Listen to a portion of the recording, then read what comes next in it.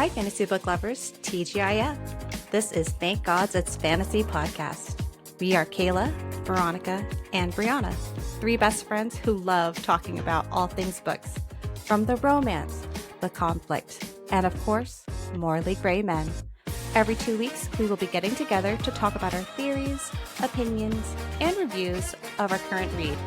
Please read along, join in, and be one of our book besties too. Welcome to our show. Thanks for joining us. In this episode, we'll be discussing the second half of When the Moon Hatched by Sarah A. Parker. Before we start, we'd like to announce a disclaimer that many of the things we discuss might be more suitable for mature audiences.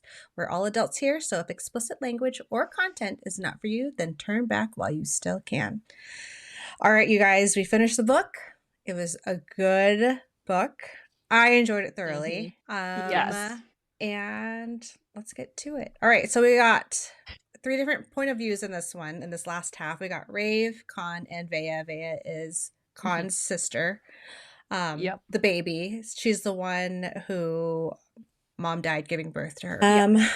Okay, so I guess we can talk about her first in her whole story. Her mom died when she was born, and dad was, or the king was very upset by this. He basically handed her to Kaan, who was like, what, in his 20s or something like that, and said, here, this is your problem now, because I want nothing to do with her. Wanted nothing to do with her at all. Which is so basically sad. Treated her that way forever. Yeah. And like reminded her of that every time she did anything wrong, was just like, you took my bound from me and you're a waste of space and I hate you. Which is just a great way for your only remaining parent to, treat you. And then you've got two really horribly sadistic twin brothers. At least she had Kaan. Like, she had one decent brother, thank goodness. But, like, God.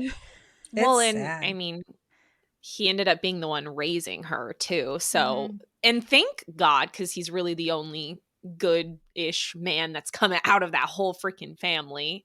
But it's just so interesting also to see, like, yes, how strongly she feels about her siblings and her dad, but then just the visceral reaction she ends up having to them later on too. Like, they really fucked her up, even though Kaan did the primary raising. What interactions they did have were clearly very bad.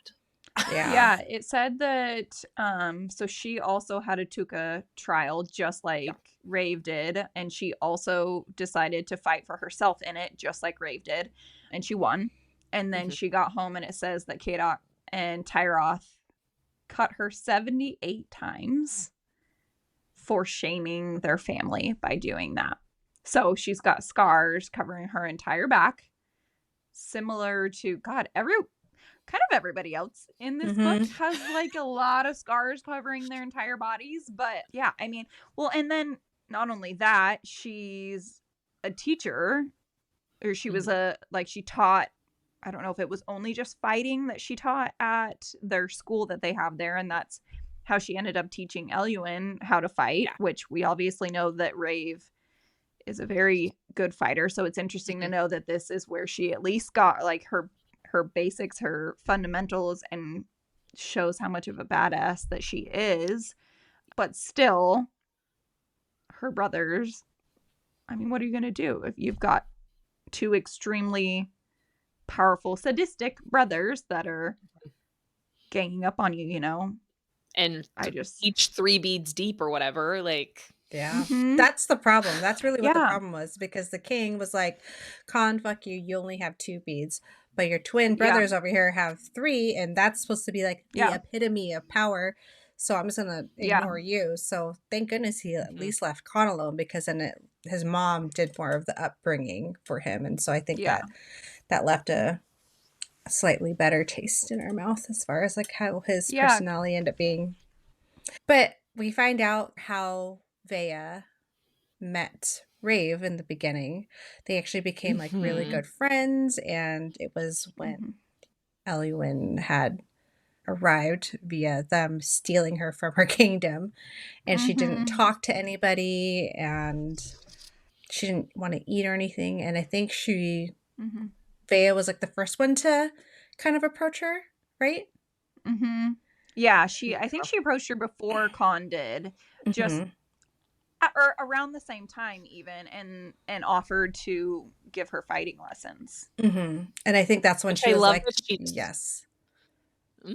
I love that she immediately was like, yes, please teach me how to fight. I don't want this to be my life. I don't want people to just take me away and see me as weak, which sadly, like, so much of that was just because of the diadem she had on her head. Like, she's not that weak of a person. And so it's just so sad to see that whole time where she's young and really struggling and, you know, out of her element. I liked being able to see that time in her life during the second half, because I feel like it gave a lot of insight into who she was, and seeing how those initial relationships started was very interesting. Yeah. Well, and it shows how Veya was involved that whole time, like knew what was going on with Kaan and Elluin. And so she felt as betrayed as Kaan did when Elluin just left that note basically saying like, bye, I'm going to marry your brother because he's a better sire for the bloodline or whatever. So she's angry with her for doing that to her brother and doing that to her, because she left without saying anything to her. So it's an interesting thing having her feel so confused seeing her, like happy to see her, I think, but then she's still mad and really wants answers. She's determined to get those answers too. And that's when she starts to look for the diary, right? Or her journal. Correct. Yeah. That's when she decides to go and look for the diary, because she caught Elluin putting it away one time, and so she knew that she wrote everything in it and was hoping to get some insight into what happened and why she made that decision to... Was it her that found it, or was it Grimm? I thought it was like she got information from somebody and she's like, how do you know? She saw her putting it away one time. Okay. And she was telling him about it over Scrippy. Got it. Okay, that's right. I'm like, I know there was like something that happened.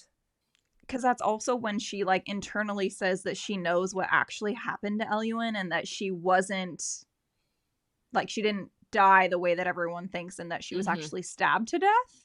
Was that because they saw the rune on her of like the hole in her chest already, or did they know that before? It was like a silver, like a silver scar right over her heart.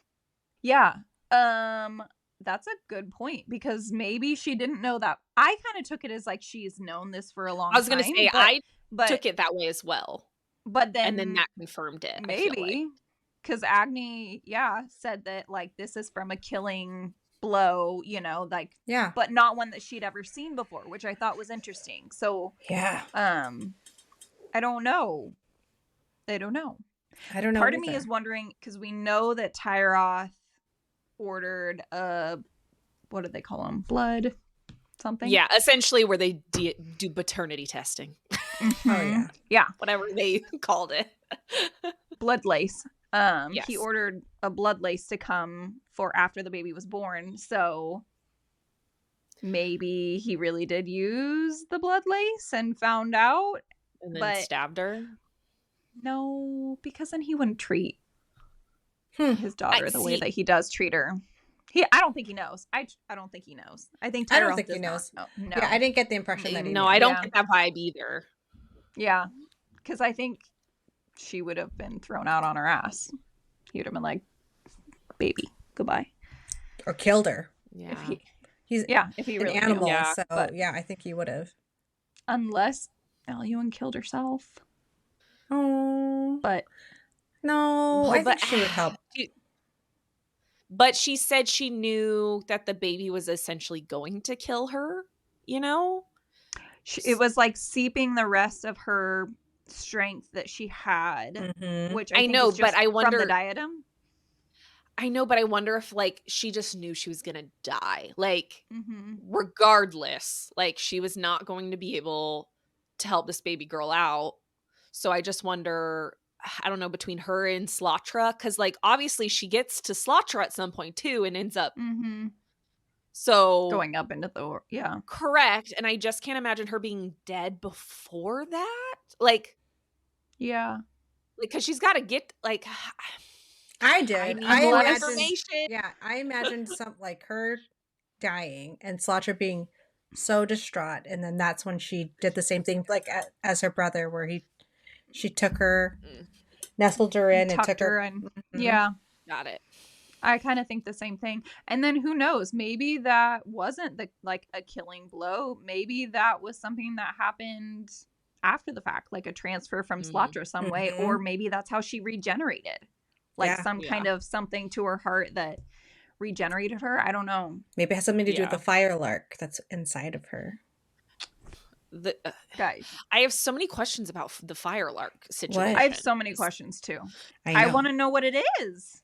Yes, because it's the dragon that I said that she was. I don't know. Did you see my theory?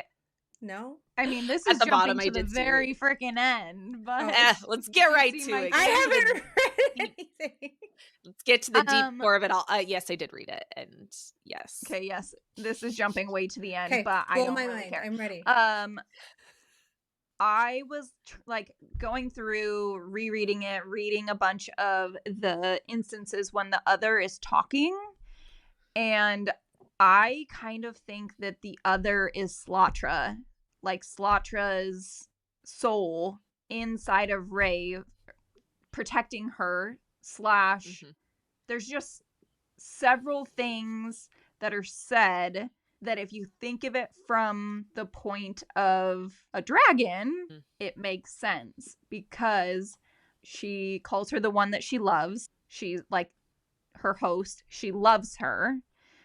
So it says the one she loves did not fall easily into, this is when she's going after Wreck later on, did not fall easily into the watery den. She battled and slashed, kicked and screamed, then only went still and quiet once the other packed her in a tomb of ice to protect her.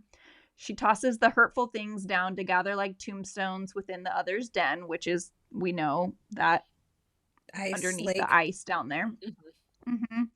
And then Rex says to her, "You're dead." And she replies, "Strictly speaking, he's not wrong." And then she's going on to talk to Rex, and she says, "You protected her eyes. A small mercy that was not bestowed upon herself many cycles ago." Which we all know that Slaughter's eyes were not protected. So she went blind during initial crossing over the barrens or whatever they are. So it would explain why she loves Raeve, why she likes to eat people, because she's a dragon. Dragons like to eat people. She literally burns Rex's skin and salivates over the smell of burnt skin, like burnt flesh. She says that she understood Leary's pained sounds. So is that her actually understanding her, like dragon to dragon? And then she lives under an icy lake, just like a moon plume. She lives in like a cocooned icy area, which just makes sense for her as a moon plume. And obviously we've only seen the gentle side of her with the people that she loves when Elluin is talking about her. But a dragon to anyone else is going to be scary. Yeah, and vicious and not kind. And so this internal monologue that we're getting from the other, I think it's possible that it could be Slatra. Well, and she called the Firelark. The Firelark, I don't know. That's the part, because she calls herself the Firelark. They're like, "What's your name?" And she's like, "Firelark, Firelark, Firelark." There's like the other. Yeah. I think Raeve is the Firelark when she is in the fighting pits. I think but that's the only thing that's kind of confusing to me, because he said you could have only survived the fighting pits of Kindard if you're a Firelark.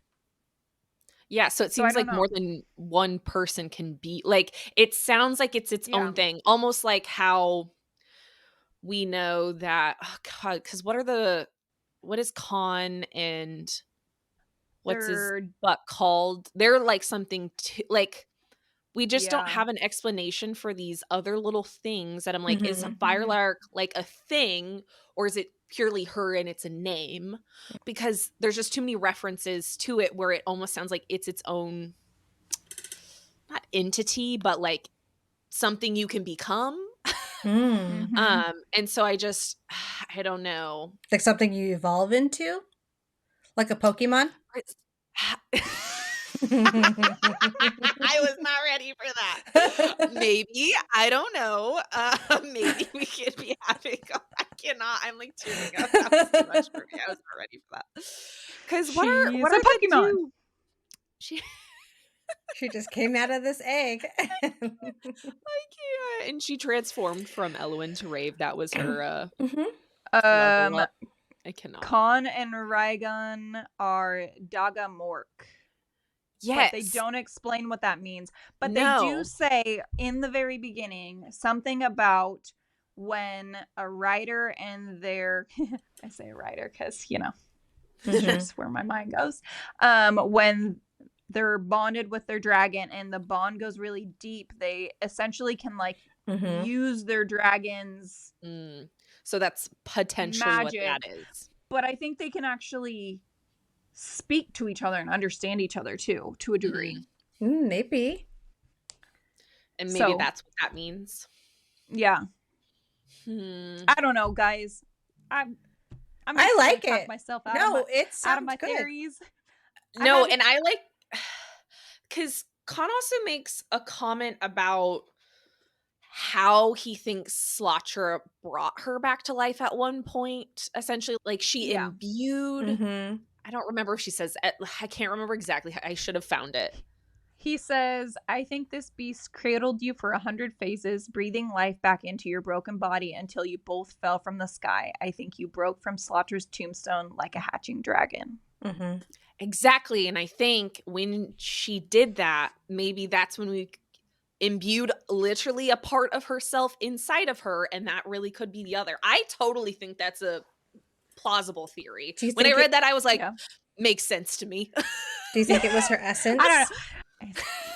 You and freaking essence, girl. Hate you. Love you. Hate you. God. But yeah, no, I like it. Like you know me. I can talk myself out of all of my theories because I was right on the first one, and then I totally talked myself out of it. With it was Tyra. I don't even know where I got. He was the daddy. It was Tyra the whole time. It was right about Kazari and Elluin and all of that, and then I was like, no, that can't be it. That can't be it. It's got to be the other person. I talked myself right out of it. But yeah, no, I see the other as either Slatra or the Firelark. Like, really, I feel like those both could make sense to some degree. Because that's just what else they really reference. Other than that, like, it's going to be a wild card, I think. It'll be something completely different that we're just blissfully unaware of. But those, I think, both seem plausible to me. So we'll come back to that at the end of this episode. Yeah.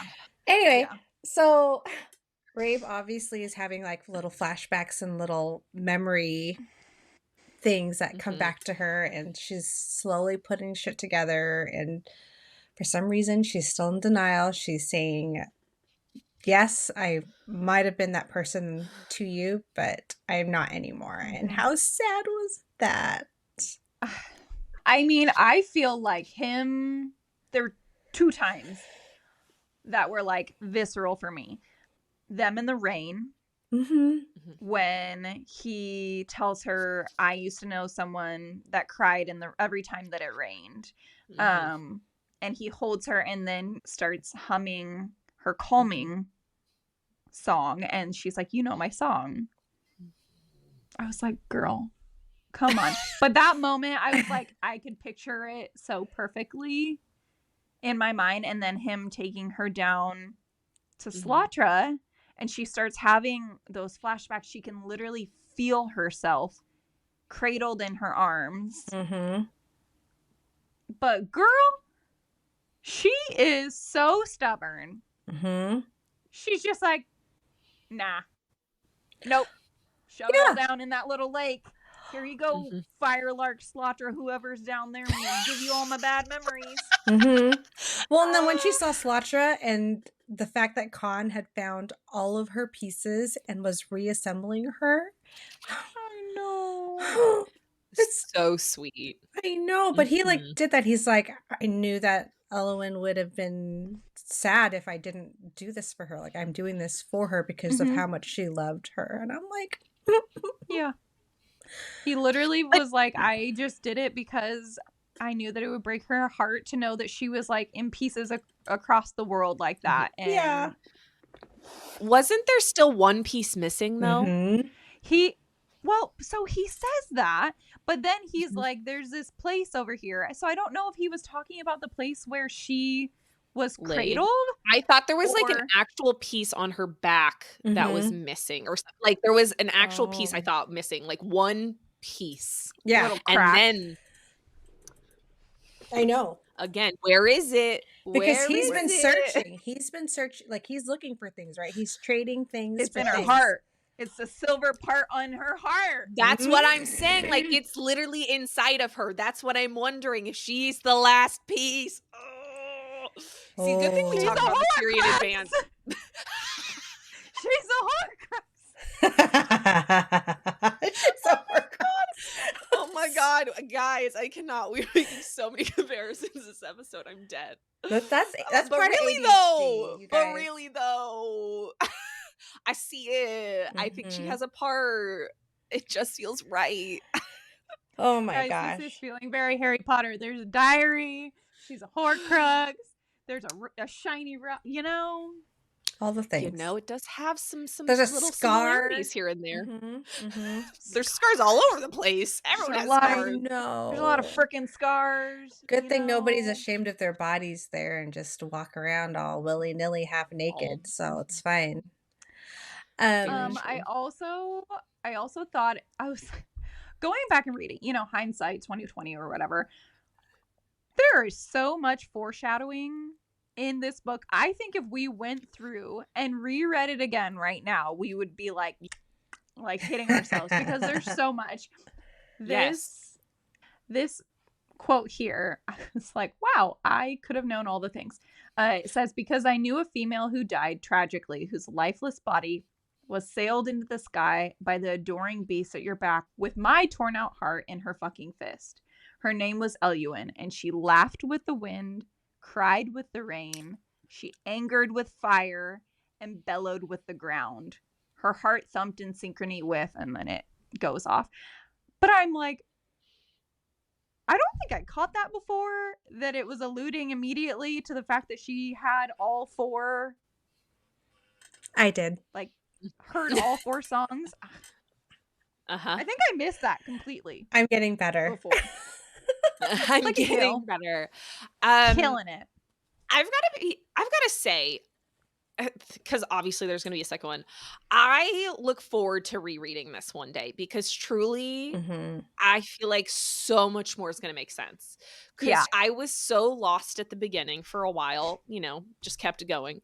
I think so much would click now where I'd be like, oh my God, I missed so much because I knew nothing. It's like Crescent City. And the next time, yes, 100%, because there's just so much and you just don't know it initially. Obviously, you're along for the ride. But knowing it now and then going back, and so much foreshadowing, like very obvious foreshadowing from the beginning that, God, I would pick up on so much more information with this as a reread for sure. Yep. No, I would love to read that second book for sure because I just want to know all the things. Yes, there's just so much left unsaid, and then again, shocking, not shocking. There's enough of a cliffhanger that I was like, no. I know. Can we just talk about when this is like my favorite, when her cuffs come off and she hears Claude again and she goes, welcome back, you crazy bitch. Dying. I know, they're such buddies. I love it so much. She's like, oh, hello. He loves her so much. And she really does not love any of the rest of them. Like, she does not get along as well with the rest. That is for sure. Not if Rain makes her cry. She's just screaming. Well, yeah, she's sad. Rain is a sad one, so I feel like that would be hard. But that's interesting to me because I just don't get that vibe from other people that they feel like that from Rain. Well, her whole interaction with the Mind Left, he was like, Rain is power. Like, there is an entire world that is covered in powdered power that you could seize. And that is so significant because she's from Erythea, where it's cold all the time. Snow everywhere. So literally every inch of where she's from would be Rain. Power for her. Yes. Which is kind of like, that is kind of crazy to think about, that she pushes her down so much, but she has so much sadness in her life that I think she just can't. It's too overwhelming. Deal with any more. Yeah, I think even with the iron, because remember she used to put the iron ring on to help block her out, but even then it was still too much for her. So maybe because she speaks to her so well that like you can't block her out anymore at this point. Like their connection is so deep that you just can't. Yeah. Well, and I love when Kaan makes a comment to her about like the iron cuffs were for you. They weren't for me. Like I was doing that as a favor essentially, because when she got him off, obviously it started raining and there was that whole interaction. But I was just like, oh. Yeah, because he knows her. He probably knows that she needed that break. I mean, granted, she didn't have her other powers when she had the diadem on her head because they're all suppressed during that time. But she needed a break from the diadem. So he probably knows that that's what she needs. I mean, there's no one in the world that knows her better than him. We find that out very in depth. I just love they were together for like what 4 years. Yeah, from when she turned 18 to 23 22. Her 21st 21 is when she was going to be bound, so 3 years. Just 3 years. Okay. Yeah, but I mean, their little love nest. I loved. And then I just loved, even in her state of trying to be oblivious about things, like all the memories she was just living vicariously through, because man, clearly their sex life was 10 out of 10, man. I mean, she was just living in their sex dreams. She was like, I kind of loved that. She's like, I'm just going to be a voyeur porno here. In her head. So funny. Right? Yeah, she literally didn't want to leave for that reason. And the fact that she just like subtly fixed a cushion and she was fixed nesting the drapes. And, yeah, like making it nice again. She's like, I gotta do it some justice. There was love here, and I have to do it some justice and give it back to it because it was. I know. I'm just living in between, living vicariously through them. And then how did Kaan find out that she was still there again? Because he had sent her away. He said, go be free, go get your revenge, go find death or whatever. And then I don't remember how he found out that she was still there. Like he was getting ready to leave or something. He left and had to take care of the like the other dragon that with the ticks, which was really sad. So sad. That's so sad. And then I know. And then he came back and what was his name? Grim. It's the drunk. What was his? Yeah, the drunk that she befriended. God, what was his name? He tells him though. Yeah. He's like, she's still here over in the western woods, and he's like, what? And then catches her staring up at Raigun's hutch.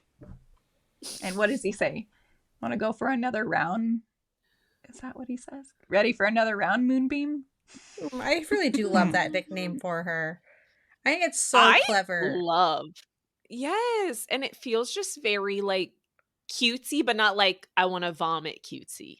Yeah, but it's like also very like personal, Yeah. right? Like it's not just like babe, like everyone else calls their significant others babe. Yes. Yeah. It's Moonbeam. Moonbeam. I do love it. Is the Great Flirt just a giant mating ceremony for all the dragons? Yes. I don't. Okay, you did pick that up. I was like, I don't know because what it was. Remember, like they had the dragons crashing into like the castle. Yeah, and they were like, that's right. That guy that was and not guy, the dragon, the big one, the big dragon, and everyone was like scared because things are crumbling. Yeah, it was getting dirty. You would pay attention to that. But I don't know I don't pick up on everything, but I did pick up on that one. But yeah, they get all dressed up and it's a masquerade. Yeah. Yeah. Yeah. Yeah, they all had masks. And what does she call herself? She calls herself a crafty bitch too, because she like changes up her dress, and I was like, that line, man. I feel that. She's like, I don't like when this I like part. that she removed a bunch of her dress. She's like, nah, don't need that. Less clothes, please. Which is funny. Like, it's too hot. Like, she's typically more modest, but then she's like, nah, I don't need anymore. Not anymore. She's been living there. Well, and the fact that they're like, I was trying to picture, they're not like floating. Are they floating? They're not floating, but they're like up in the air. Ooh, what and is? then it's the parties. They had the separate parties that represented each of the hatching grounds. Yes. But I picture, like, I feel like they said they were up on like not a stand, but like elevated up in the sky, kind of. I don't know that I picked that up. That's not to mean I didn't just skip over that little tidbit. I thought it was more like cliffs. Such like, a hard time picturing it. Like I thought, like maybe like tiers, right? Like different like plateaus of a cliff. That's how I kind of imagined it because they had to go down. I pictured like little like Avatar bubbles. Yeah, kind of. I mean, just like whoop whoop, but like over the water. I don't know, guys. It's fine. I don't know what I was picturing. Anyway, so they meet up there. I was picturing that. Kaan and Raeve meet there because he sends her a little basket to their previous love nest and says, "Hey," with a little invitation. Dance with me. Dance with me. Dance with me. And so she took the invitation and with the dress. He sent the dress too, right? It wasn't just the note. Yep. Whole outfit. Right? Which honestly, I love that. I'm here for that little trope every once in a while where it's like they send an outfit. A little like, pretty woman moment. I don't gotta think about it. Yeah. Some people are like, oh no, I don't want him to dress me. I mean, in general, no. But like, if I don't have to think about my outfit. Yeah, and it just seems like in all of those tropes, though, they also just pick fantastic outfits that just fit them so well and all of these things. So like, you got to do it well if you're going to do it. Yeah. It has to be said, because if you're going to get me something that's way too small or way too big, then we might have a problem. But yeah, but Raeve adjusted her stuff. She was like, I don't like this. She made it her own anyway, so whatever. She said, gave her I'm fabric. Independent. I'm an independent woman. Anyways, she said, I'm a crafty bitch. She makes her way over to the big party, and I don't know, did you guys get the impression that she was trying to avoid him the entire time, or just trying to like she didn't go looking for him immediately? Doing cat and mouse type situation where like he'll find me eventually. Yes. He always does. Like it felt very coy to me. Yeah. It felt intentional, but like I know he'll find me, but I'm gonna go rogue in the meantime. Oh my gosh, her Scrippy match with those high rollers, I died. That was so funny to me. I loved that she just like showed them up because they were being complete assholes. Yes. And you know what I was thinking about? I was like, even in like this place where Kaan has kind of liberated it, made it more modern, everybody's happy, whatever. You're still gonna get those asshole rich guys that are like, I'm better than you, young lady. So I loved that she like took it to them. Oh yeah. Because well, and that his friend is the one who snuck off and found him because she was worried that she was gonna get in deep shit, and she held her own just fine. She sure did. Not shockingly. Okay, but her like bargain that she wanted to make with him is cruel. Yes. It is. That So one last cruel. night thing.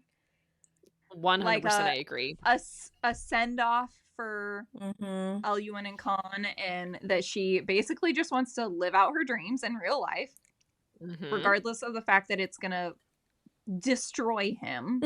She like it's very selfish. She convinces herself that she's doing it for him. Like, oh, this will be great. He never got to say goodbye before. Yes. Like, girl, no, you just want to live out your fantasy. Yeah. You want to get it in. Man, the way he goes about reversing that. Guys, when I tell you I needed a minute after reading that whole section, I was just like, whoa! Wow. I felt heated after all of that. I was like, okay. Man knows what he's doing. Yes. That game was intense. It was very intense. I felt like I haven't read a scene like that in a while where I was so like flustered from it, where I was just like, man, like I mean, he had and it was just yes, and I've got to say it was hot for me. Like I loved that whole scenario too much. And I was just like, all right, homegirl knows how to write a sex scene, because I feel like so often I'm just gonna go into it. I really had a lot of feelings about it. I tell you it for a while. I just feel like we've read so much sex scenes that like, okay, they play it out, cool, yay, they finally did it, but same words, same phrases, same. Correct. It was not like, I haven't had it written out in such a way like this, where like I was like, for the love of God, yes, freaking do it, agree to what he's saying, for the love of God. Like, God, she got me teasing her so hard. Yes, and I was like, give in. If you don't give in, for the love of God, woman, I'll do it. I'll tap out for you. For real though, I was like, just freaking tap, please.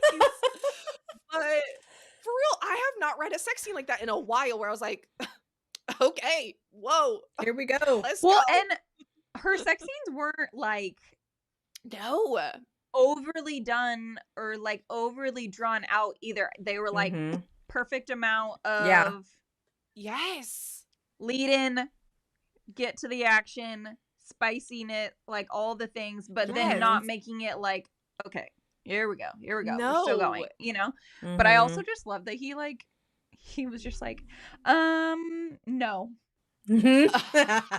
I don't accept this, and I'm gonna make you beg for it until you also agree to whatever the F I want. And oh, by the way, I have studied every inch of your body. I know everything you like.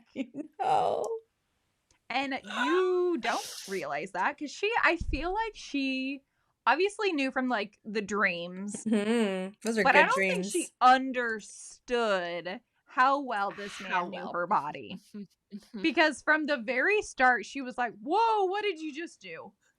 Like, holy hell. So man, once you can secure a guy like that, let's had her begging. That's for Thank sure. you. Yeah.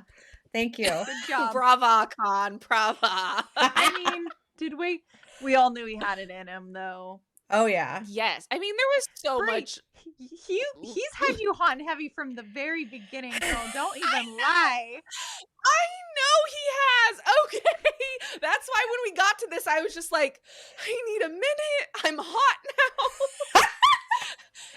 Like, seriously, I was so flustered reading it. And again, I've read plenty of sex scenes. This is not my first one by any means. No. This one really did it for me. And like, it was just the banter with it.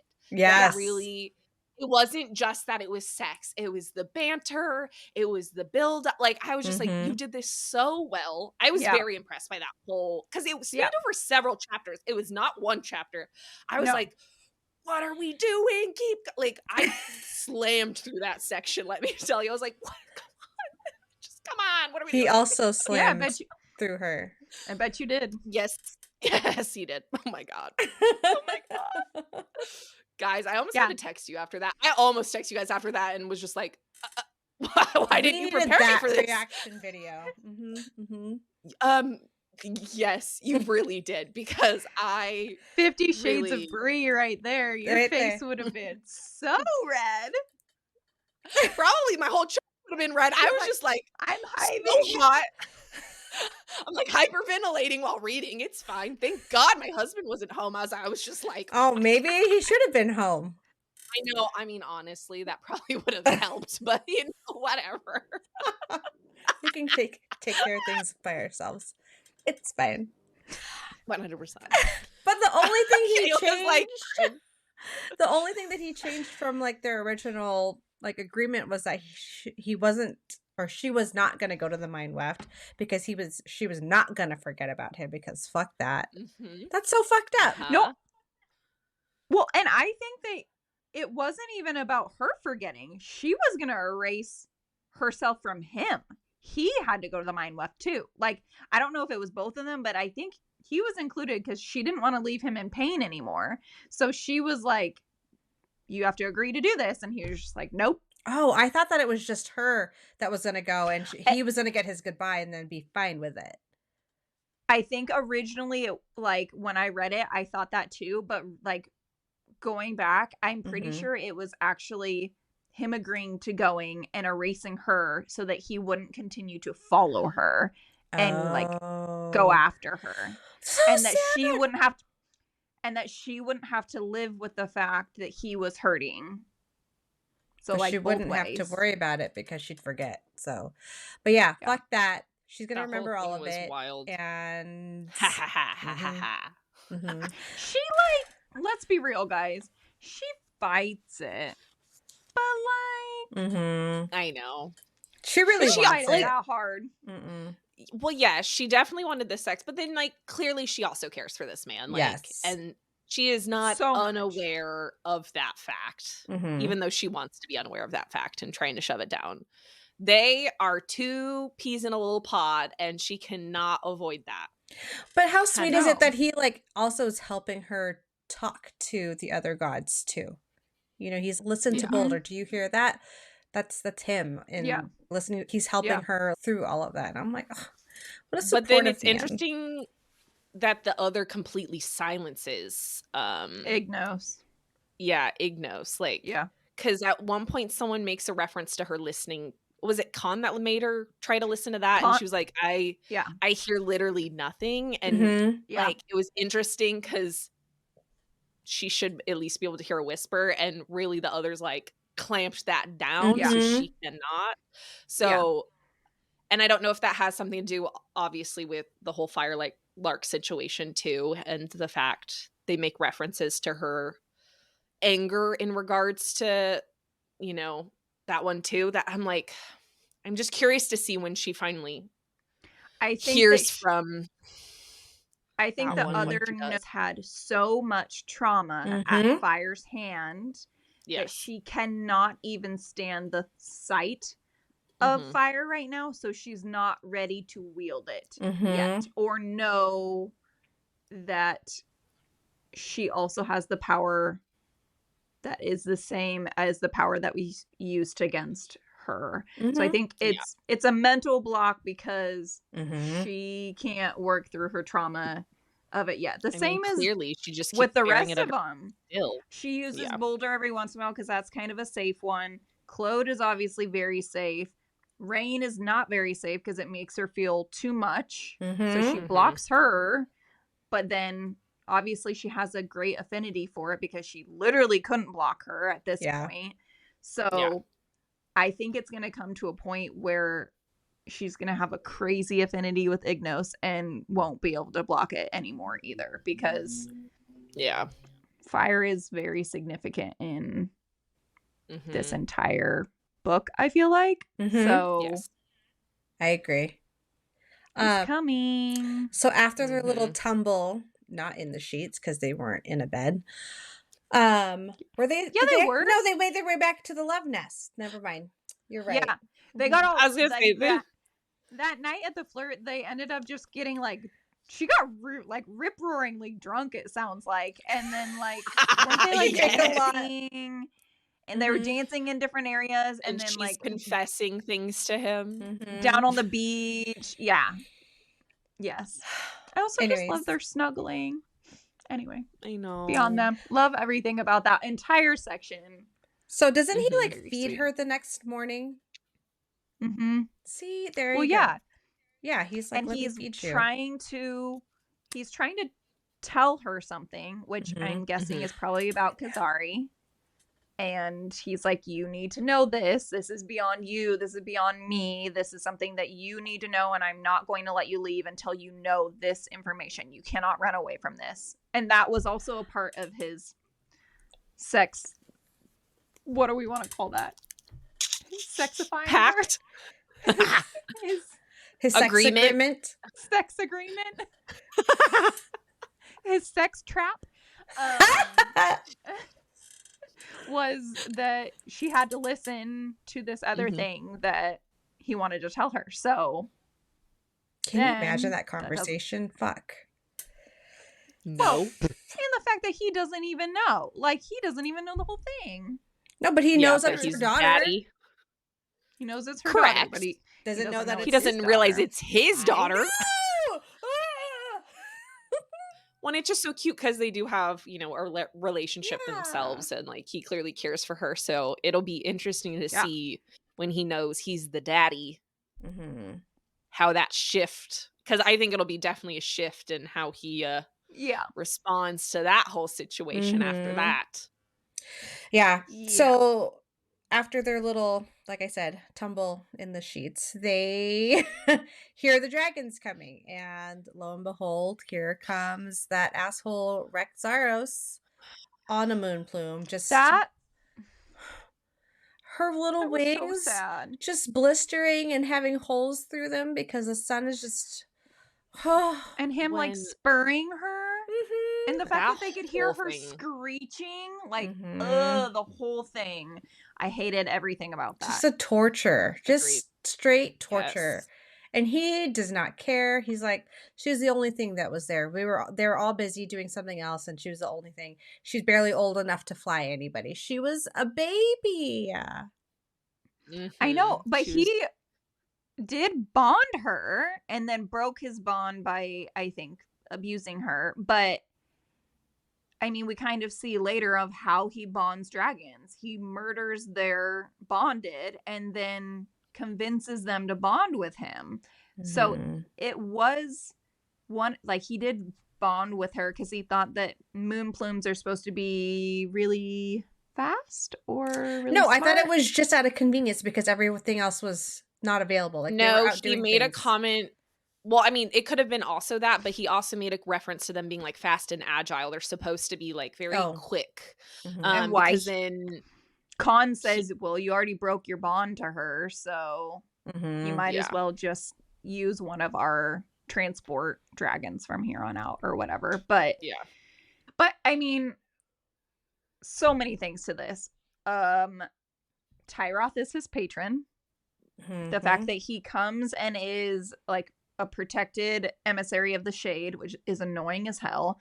The fact, one, that Kaan agrees not to kill him, and two, that Raeve agrees not to kill him because it's on burned soil, and that she actually agrees to wait until he's in neutral territory. I thought that was really big of her because I didn't even think that she had that in her. Her bloodlust is so crazy. Like, that shows her respect for Kaan because I didn't think there's any way that she was. I thought she was just going to tell him to F off and be not like, nope, me. here I go. I didn't get that impression. I got the impression she was going to agree and still do it, is what really? I initially thought. No. I initially thought she was like, yeah, because she seemed too quick to agree to me. And I was like, she's going to go murder him? She's going to secretly go murder him. And so that's what I initially thought, is she was going to go do it anyway and try to do it in a way, I think, where it still wouldn't be pinned on Kaan, because I really don't think she wanted it to lead to war. I think she cared for him too much for that. But I thought she was going to like lead him away and try. I thought she was going to find a workaround loophole type situation. Yeah. So when she went off, that's what I thought she was doing. I did not realize. Like, I'm glad she ended up going to befriend her little new dragon. I know. No, I thought that she didn't want to start the war because she's all about just keeping everybody safe. Everyone's happy. This is like, she's feeling like home here, right? So I didn't think she was going to do anything there. So I was not surprised that she made that agreement. But then she's a badass assassin. Like, she could find this guy anywhere. It just happened to be convenient that he was here. And basically, Kaan was like, I will hand you to him. You can do whatever you want. He is yours. This is where he's going. This is the only neutral place he's going to be, because he has to stop. Because from here to the shade, it's too far. This is where they're going to stop. And she's like, fine, I can do that. Easy. And so that's why I didn't think that she was not going to go back on that. And Kaan's not putting her in a little box. He's not saying, don't go, don't do this, you can't, blah, blah, blah. He's like, I know you're going to do this, but like, come back to me, come back to us, and I will make it so that you have the best chance of making this happen, and I will like hold him here and whatnot. But I also thought it was interesting that he wants Princess Kazari. Like, he has a weird fascination and like feels like she's like playing cat and mouse with him when she obviously does not want his advances. He's got it into his mind. Like, thank God. I mean, they don't actually say that the other killed him, but I'm pretty positive the other kills him. I mean, there was a lot of torture happening. Yeah. I would not have wanted to read that part more of him pursuing Princess Kazari, because God, no. Well, he thinks that like because she did not want to be with him, because I think Tyroth was going to agree to it, but so she didn't want to be with him enough to go ahead and dedicate herself to the gods, right? And so he's like, oh, she's just doing this to play hard to get. Ugh. Yeah. How gross is that? Yeah. Ugh. Yeah, he's a typical creepy guy that doesn't take no as no and takes it as you're just playing coy with me. I'm gonna go for it anyway. Disgusting. Just disgusting. I mean, he's just a horrible person though in general, because even like the guy that was working with him, he fully intended on murdering him that night until the other got to him first. To steal his dragon. What a douchebag. And then he just was like, ooh, I'm gonna go upstairs and go fuck a whore right now. Yeah. And he like got the whole place to himself, so that person couldn't scream. I know, the whole floor. Ugh. She really planned that so perfectly. Out of like this whole thing, I obviously loved Leary and Raeve, their interaction, but I also couldn't get over Raigun's reaction, because he was so upset about this moon plume, and I was like, is he thinking about Slatra, like remembering Slatra? Because I'm sure that they probably like flew together, were together in the hutch, whatever. But he was fussing, like so upset about it. And then as Raeve is climbing up the wall, he keeps like kind of fussing over her, and she keeps like calling him a mother hen, like, and trying to get off of me, fussing. I can do it. Yeah. But he doesn't leave that area that entire time. Which I was like, oh, Raigun. He's so sad. I know. I really loved seeing, because obviously like with Fourth Ring, you got to like actually hear their thoughts and whatnot, but you really get to see like his personality in this section, where you're like, oh, he really feels very strongly about this. This is very upsetting to him. He really cares about both her and, Leary. So I loved getting a snippet of that. Because really up to that point, like, you got to see it a little bit, but you really saw it in this section. And Sarah did a great job writing it too, because it's hard to put feelings into something that doesn't talk, something that you can only imagine. So I think she did a great job, like imbuing us with those feelings also through her words. And she did fantastic. Yeah, I agree. And then when Raeve goes up and meets Leary, I have like this entire section of quotes that I did because it was just so touching. Like she bonds with her basically, but she sees her scars and sees her wounds basically. And she says, I have them too. The pain, it never goes away, no matter how hard you pretend. I think I failed my moon plume Slatra many phases ago. So she's like going through this pain that she has never let surface until this moment. And she's like speaking her truth, speaking her greatest failure as far as she knows at that point in time in her life. And then she says, I think you and I were supposed to find each other. No one will ever hurt you again. I know. I think you and I were supposed to find each other was one of my favorite quotes for sure. And then Agni, I didn't realize how much strength and power it actually takes for her to use in order to heal things. Oh my gosh. Well, and the fact she would do it to the point of passing out and like bleeding. Yeah, like I respected that, quite frankly. Like, I mean, know your limit, but at the same time, she's like, I've got to do this for you. I've got to do this for Leary. This is so horrific. Like, I've got to do whatever I can to try and make it so, you know, her wing will heal and like she'll be able to actually fly again. And so I just, I loved that. I agree. I loved that whole section. That section was very well done as well. Yeah, because I think they say that she was in there for over a day, like working straight for over a day. Yeah, because she was like basically falling asleep but while doing it. She was so exhausted. Yeah, which you know, I think now Leary is going to be a very big part of this story going forward. I think so too.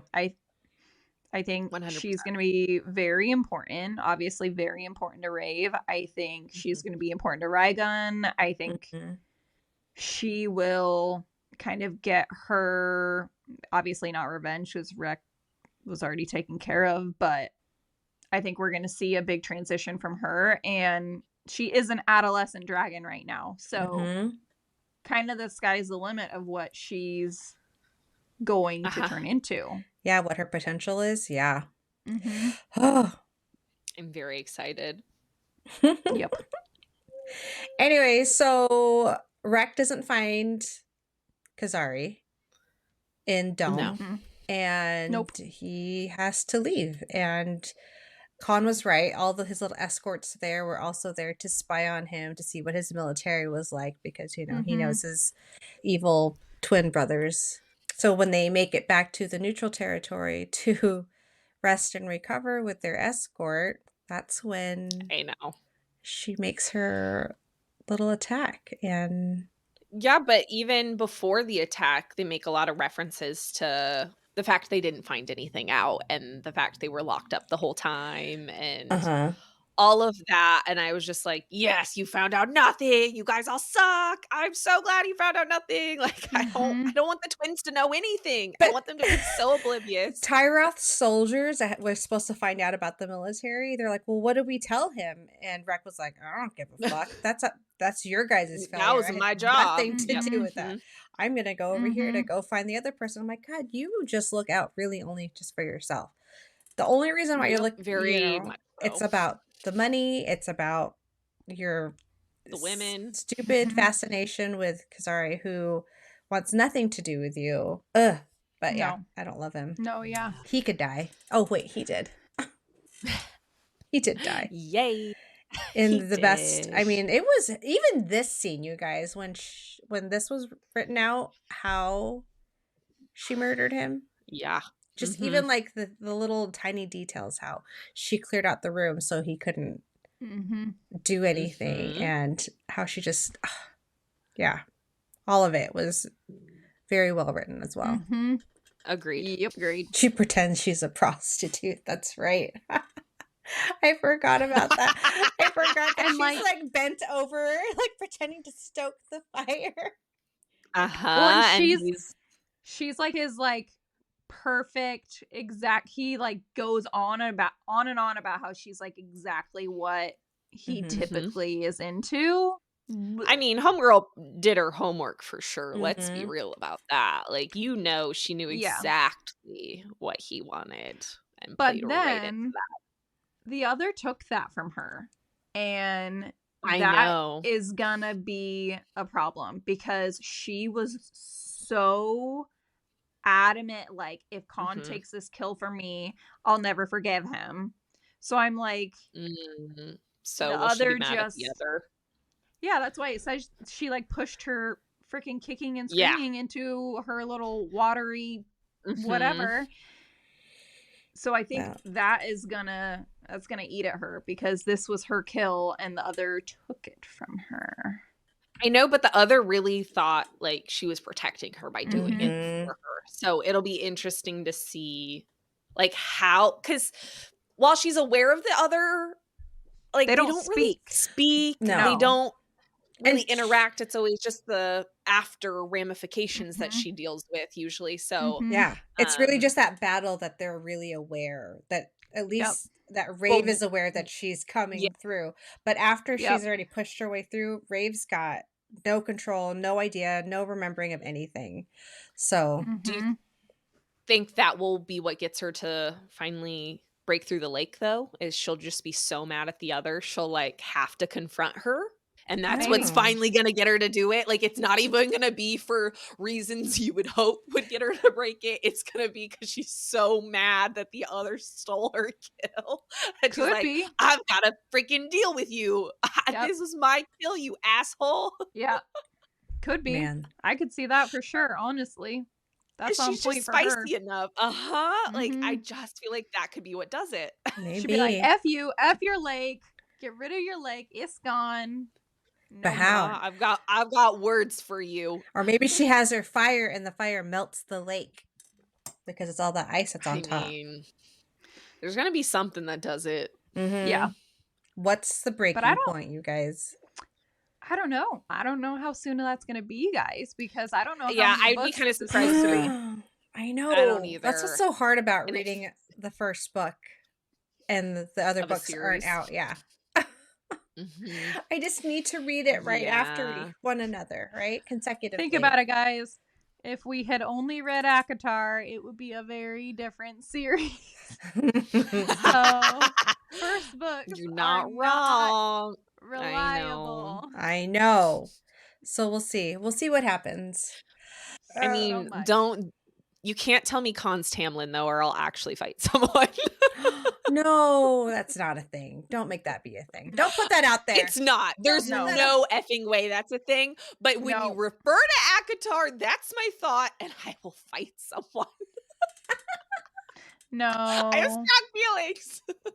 No. No, he's too great. I just could not. There's no way. He gives Reese vibes like through and through. With like 100%. For liberating and having this like wonderful city that they all live in, and Yes, agreed. You guys, we find out who Fallon is. She was in the prison. She was in the dungeon with Raeve when she was being tortured by Arkin. Oh my god. That was her prison cellmate, and that's why that was her friend through that whole torture. Yeah, you're right. And so since that was like the first person that she remembered after being hatched or whatever, that's who she attached with. That's her relationship with Fallon. It wasn't like a love relationship or anything. It was really like trauma bonding. Yeah. That's right. But then I think she died. So I can't remember now, but I just remember that Fallon was in the prison with her. She definitely died because that was where she got her first, like, I can't care about anyone or they're gonna die thing. Oh, that's right. Was during that. Yes. Yeah, but he's the one who burned her. Like, he's the one who I think is the reason why she can't deal with fire. And oh yeah, 100%. Oh my gosh, right? That's crazy. So he has Kazari. We obviously find out Arkan Vager. He's the bastard brother of Kaan and the twins. He wants Kaan's throne. He wants the burn. Is he older than Kaan? I don't know. Okay. I don't think that it alludes to that. I think he probably he might have 3 beads also. Like, he might be a 3 wielder also, because he thinks that he has a right to that throne, and he doesn't want the other 2s. He wants the burn, which fire is obviously his thing. So it might be that he thinks he's more powerful than him because he has the 3 more songs. But he's like looking at Kazari and he's like, she looks so much like my Firelark. He already knows that that's his niece. And he wants to burn her because he's a sadist. Like, that's very, very obvious. Yeah. Because she starts crying and he's like, my Firelark never cried. So yeah, that's definitely where Raeve was imprisoned, where she was tortured. I mean, it goes into such detail before that in her memories of how she was burned, then how she was immediately healed afterwards. Every time, that's where she got all of her runes, because every time you're healed, it leaves the rune on your body. So I think that whole part, when we get into that in future books, is going to be so gnarly. Like, her whole time in the pits, her whole time with him. Yes, I agree. Is gonna be bad. One, I just hope Kazari can, like, stand through all of that, because I just don't know how quickly we're gonna pinpoint where she's at and how to help her and all of that. Well, and then right at the end, when Nee finds her, I about died. I know. And of course it's gonna say, no, you don't. I told you somebody else needed her. And it wasn't Slatra. Daughter. It was her daughter. But you were right. Let's go back and talk about Veya's little journey, because she left to go find this journal, right? And then she had to go find a bracelet that was supposed to help make her invincible in a garbage chute. Yeah, there's like this creature that lived down there that ate things because of the memories that had the magic in it or something. That was a pretty cool scene, trog. Too. Yeah. That thing was creepy as fuck. So creepy, and the slime that it like oozed. I was like, this is gross. All of this is gross. I tried not to visualize that one too hard, if I'm being honest. I was like, we're gonna avoid some of this out. I don't love it. But the bracelet helps her transform her face or her image. Is that what it does? Herself into someone else, essentially. Yeah, because she changed herself into the pregnant maid who is holding Tyra. Can we? What? Out of every maid in that whole goddamn castle, you happen to choose the one that's holding your brother's bastard baby. That could have got weird real fast. I was sweating, you guys, during this whole part. I was sweating. Yes. When she's like, you better hurry up and go up to Tyros' bed, bedroom. I was like, oh God, this is gonna get so weird so fast. Your brother's gonna come at you. What are you gonna do? Oh, I was stressed. I thought she just wanted her to go up there to clean something. I would like to note, I also thought that. I really thought, like, that's what initially she was going to do. And then obviously when she showed up and that was not quite the response, I was like, oh shit. Yeah. Oh shit. You picked the wrong one. You really picked the wrong one. Whenever a female is sent up to someone's room in a story, I assume the worst every time. Veronica and I thought very innocently of it. Yeah, you did. I did not. I was scared. I was scared for her.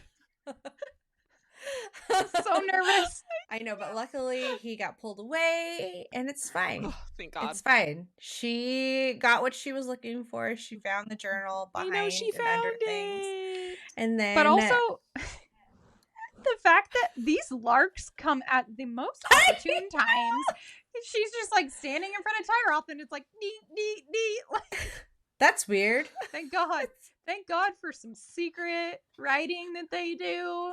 But I was like, man, you really, I mean, you can't control when it's going to show up, but. No, you cannot.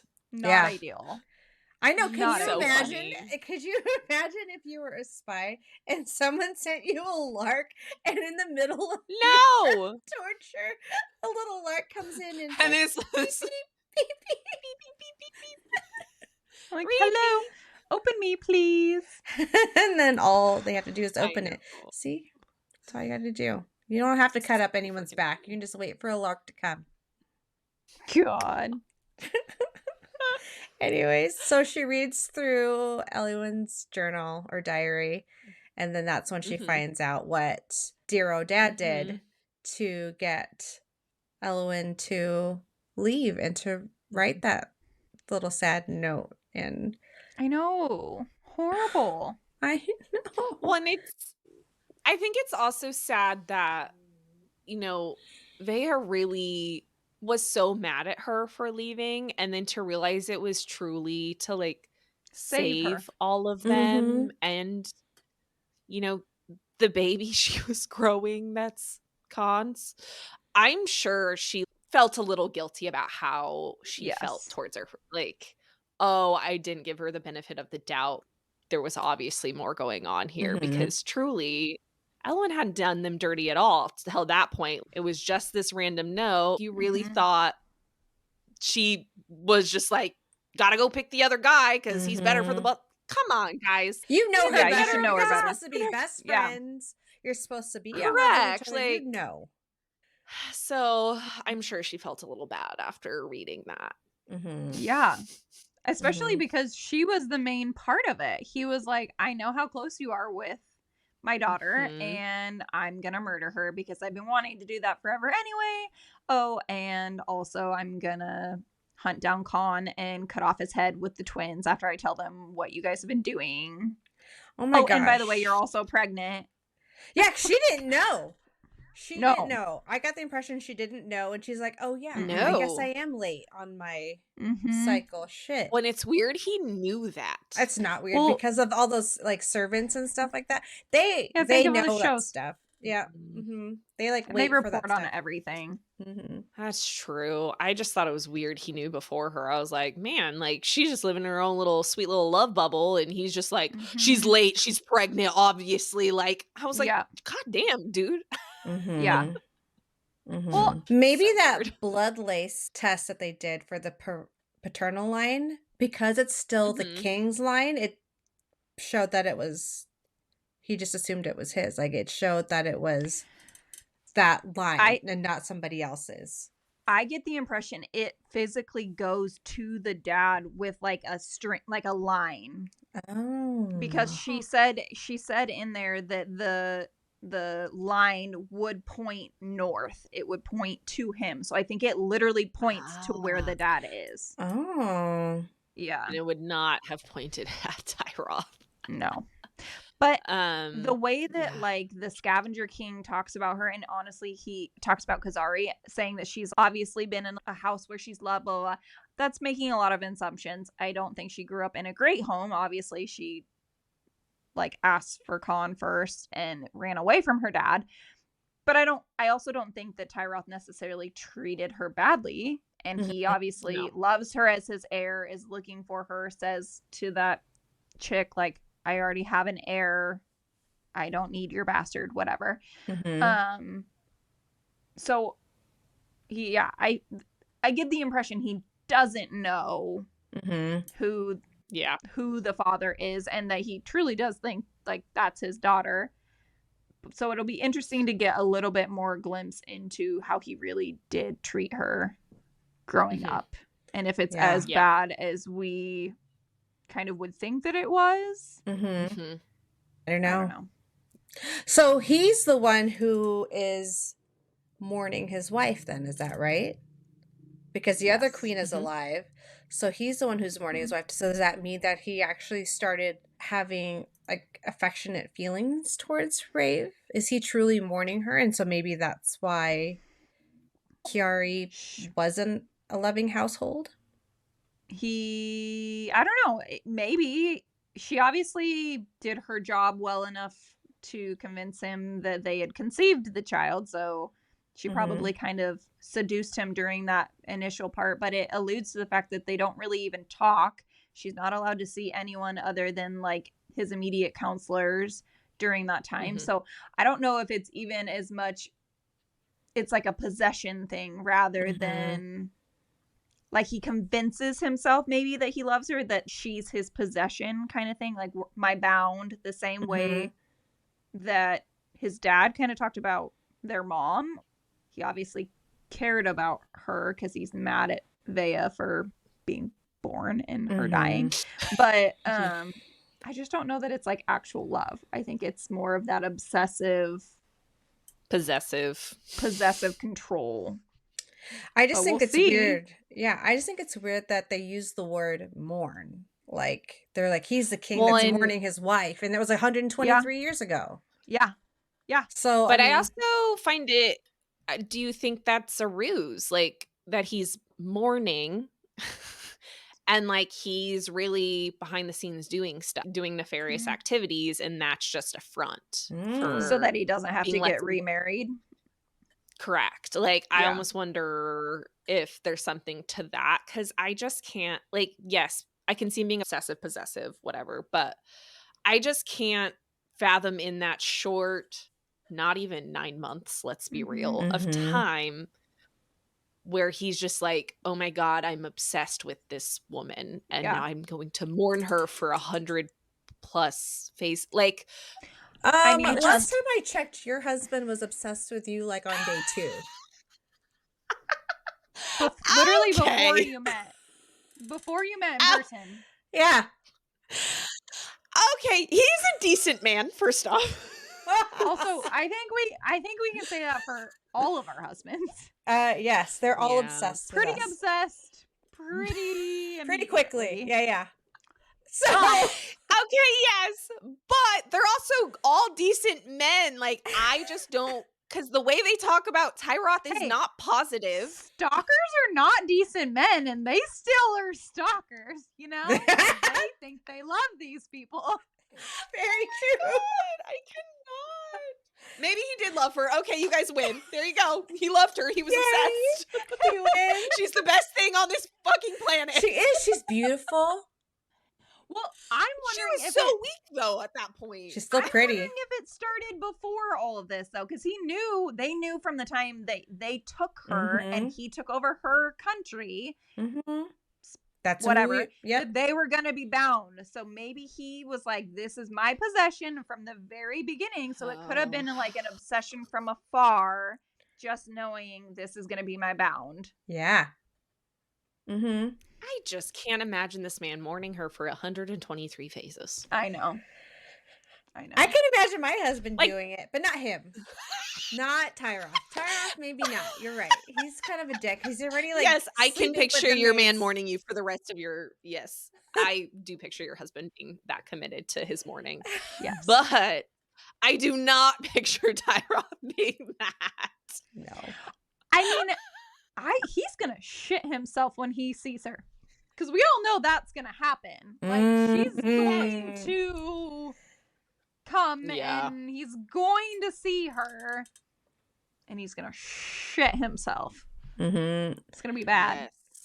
Yes, especially when she's like, "F you, I love Kaan." Do you also, that's not your daughter. That's not your baby. You are not the father. Poor Thanks for raising Kiari, her, you though. guys. She's gonna find out that her mom is I really alive. do. And she didn't even know. Like, her mom is actually alive. But also, like, do you think she realizes that her mom is alive because of Nee? Because it says, no, you don't on there.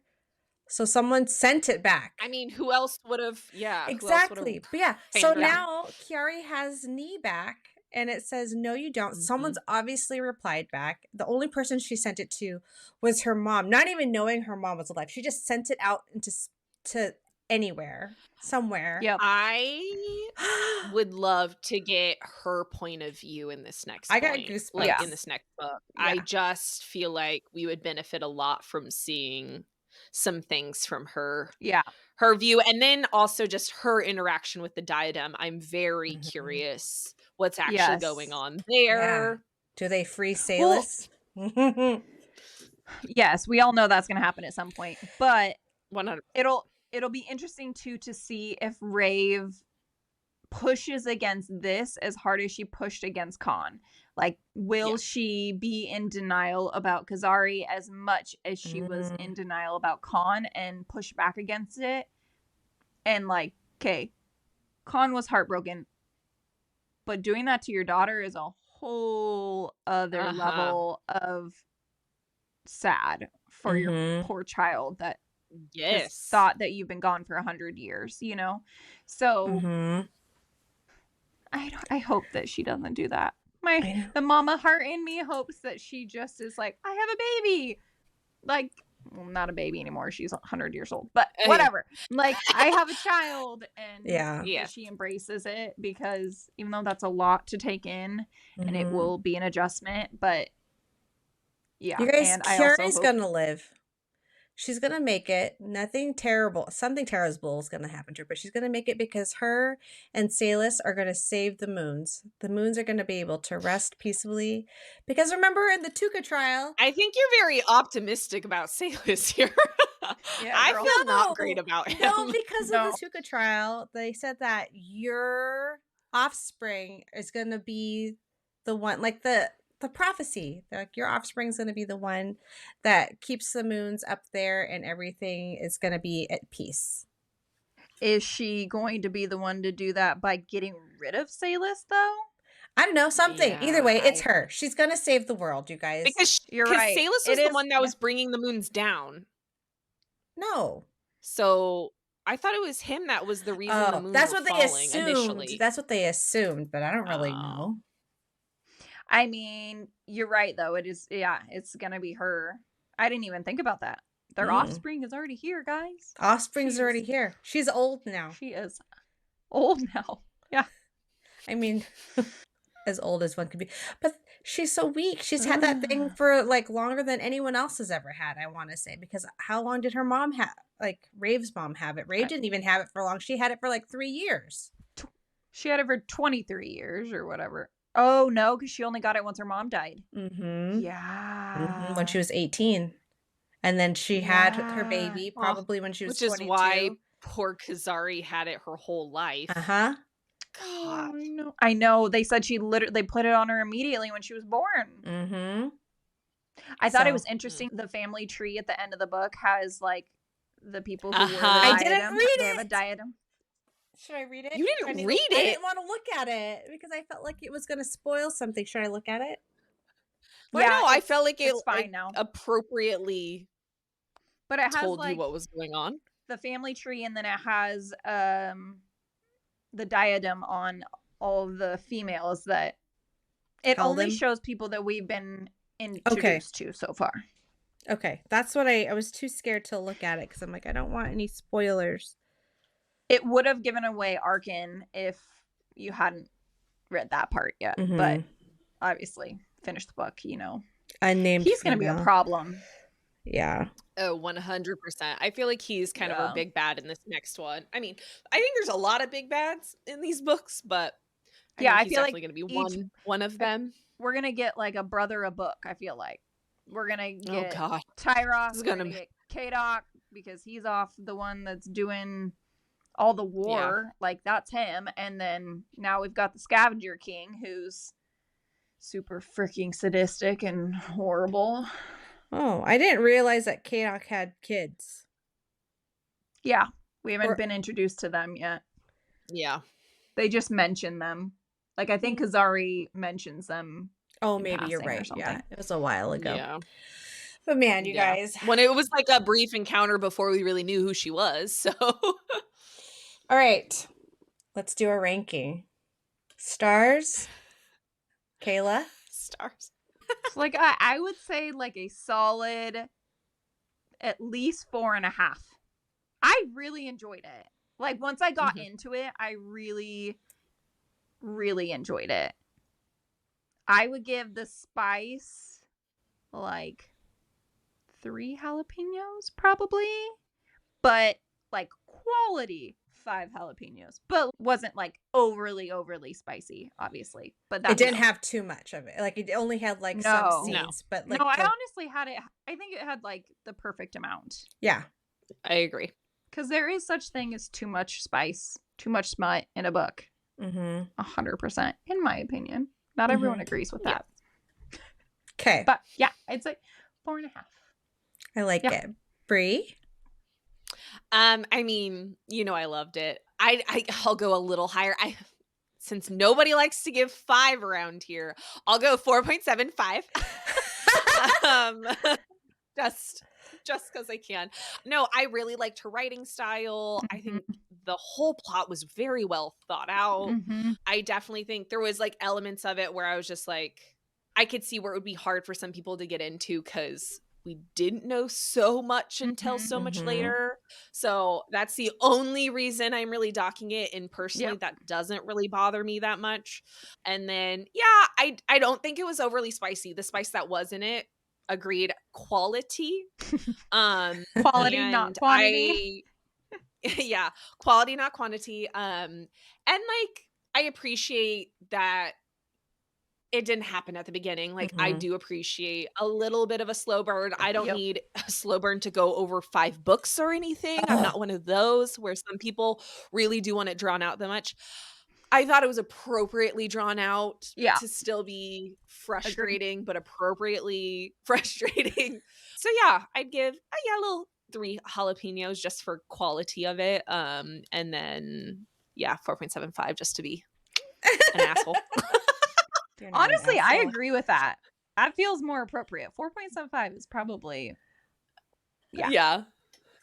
I'm going to give it a 5 because I really loved it. Look at you. I loved it. It was not, I didn't get to read it as fast as I wanted to because obviously we had to do these episodes. Otherwise I would have really just went right through it because I love the writing style. Yes.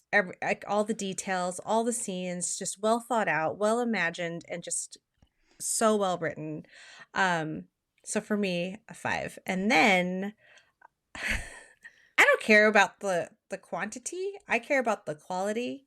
And I thought the quality was a 4. So I'm going to go 4 for the quality of spicy jalapenos. So it was very good. You're right, Bree. Like, I haven't read a sex scene like that in a very long time where I was like, oh, okay. Tell me more. Yeah. I agree because it really, like, so many people overdo it, use a lot of the same verbiage, or it just almost masculine, like male-driven sex, which is funny since most of what we still read is women written. So that's interesting that it still comes across that way. But that is one of the like cons that people say about Sarah J. Maas's sex scenes is that they feel like it's very kind of like what a man would want, man perspective of like how a sex scene would be, rather than I can see that this was a lot more eloquent and it was sexy, you guys. It was a sexy scene. Yes. Even though he was so good.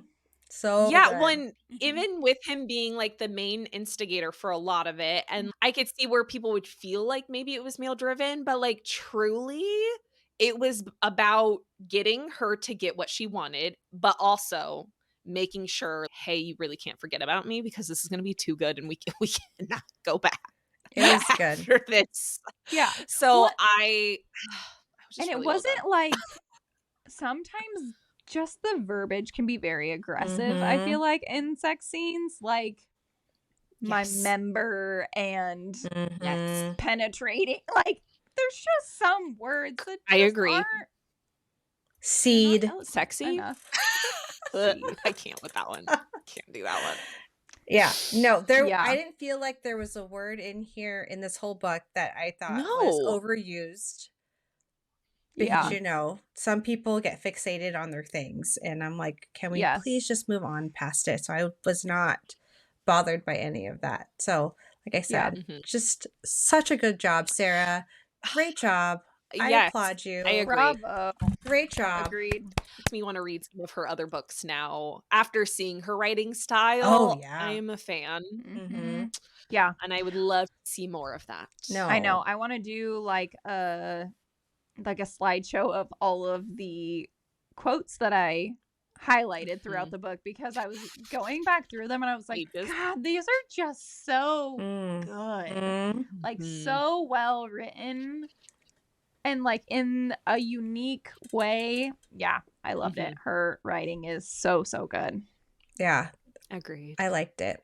All right, you guys, I think that's it for today. We hope you enjoyed reading the second half of When the Moon Hatched with us. We'll be releasing the next podcast covering Divine Rivals 2 weeks from today on April 12th. Also, if you like what you hear, then please share it with your friends. You can find us on Instagram, TikTok, YouTube, and all major streaming platforms. Don't forget to like and subscribe. Bye, book besties.